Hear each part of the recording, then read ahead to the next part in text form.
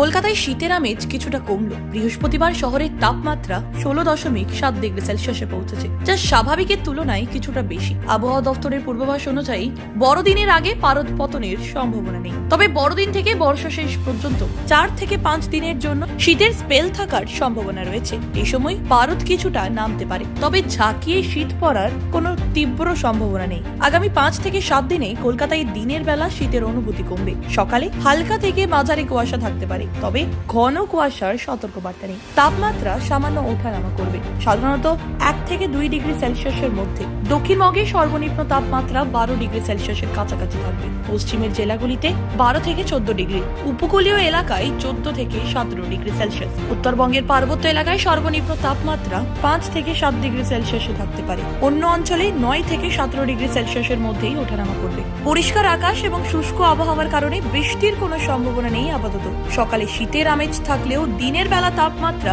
স্বাভাবিকের কাছাকাছি থাকবে। ব্যুরো রিপোর্ট, খবর বাংলা।